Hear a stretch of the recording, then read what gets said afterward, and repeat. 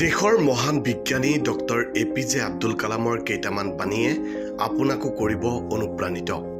জানক মহান ব্যক্তিগৰাকীৰ কেইটামান মহান বাণী।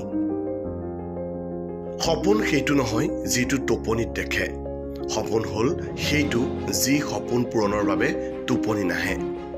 তুমি যদি তোমাৰ কামক চেলুট কৰা তেনেহলে কাকো তোমাৰ চেলুট কৰিব নালাগে, আৰু যদি তুমি তোমাৰ কামক অসন্মান কৰা তেনেহলে সকলোকে চেলুট কৰিব লাগিব।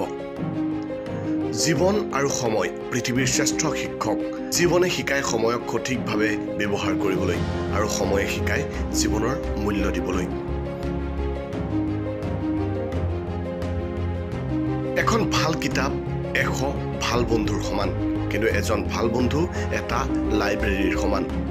সফলতাৰ কাহিনী নপঢ়িবা, কাৰণ তাৰ পৰা অকল কাহিনীটোৱেই পাবা। ব্যৰ্থতাৰ কাহিনী পঢ়িবা, তেনেহলে সফল হোৱাৰ উপায় পাবা। কঠিন কামত বেছি আনন্দ পোৱা যায়, সেইবাবে সফলতাৰ আনন্দ পোৱাৰ বাবে মানুহক কঠিন কাম কৰা উচিত।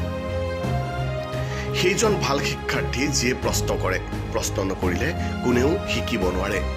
শিক্ষাৰ্থীবোৰক প্ৰশ্ন কৰাৰ সুযোগ দিব লাগিব। জীৱনত সমস্যাৰ প্ৰয়োজন আছে, সমস্যা আছে বুলি সাফল্যৰ আনন্দ ইমান। ফেইল কৰি হতাশ নহবা। ইংৰাজীত ফেইল শব্দৰ অৰ্থ হ'ল ফাৰ্ষ্ট এটেম্প্ট ইন লাৰ্ণিং, তাৰমানে শিকাৰ প্ৰথম ধাপ।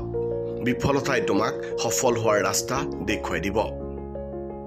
এজন বেয়া ছাত্ৰ এজন দক্ষ শিক্ষকৰ পৰা কি শিকিব পাৰে, তাতকৈ এজন ভাল ছাত্ৰই এজন বেয়া শিক্ষকৰ পৰা বহুত বেছি শিকিব পাৰে। কোনো এটা প্ৰশ্নৰ উত্তৰ বিচাৰি পোৱা নাই, চিন্তা নকৰিবা। নো শব্দৰ অৰ্থ হ'ল নেক্সট অপৰচুনিটি, অৰ্থাৎ পৰৱৰ্তী সুযোগ। কল্পনাৰ সাগৰত ডুবি নহয়, বাস্তৱতাৰ সৈতে সাঁতুৰিবলৈ শিকক, তেনেহলে জীৱনৰ লক্ষ্যত উপনীত হ'ব পাৰিব। জীৱনত কিবা এটা উন্নতি কৰিবলৈ হলে জ্ঞানীৰ লগত ঘূৰিব, মূৰ্খৰ লগত নহয়। সফল যেতিয়া হ'ব তেতিয়া আনক সলনি কৰাৰ পৰিৱৰ্তে নিজক সলনি কৰিবলৈ চেষ্টা কৰিব। তুমি তোমাৰ ভৱিষ্যত সলনি কৰিব নোৱাৰা, কিন্তু তোমাৰ অভ্যাসক সলনি কৰিব পাৰা, আৰু অভ্যাসে তোমাৰ ভৱিষ্যত সলনি কৰিব। ধৈৰ্য দুৰ্বলতাৰ প্ৰতীক নহয়, দুৰ্বলতাৰ প্ৰতীক হ'ল খং। ধৈৰ্য হ'ল শক্তিৰ প্ৰতীক। কাৰোবাক হেৰুৱাবলৈ সহজ, কিন্তু কাৰোবাক জয় কৰিবলৈ অত্যন্ত কঠিন।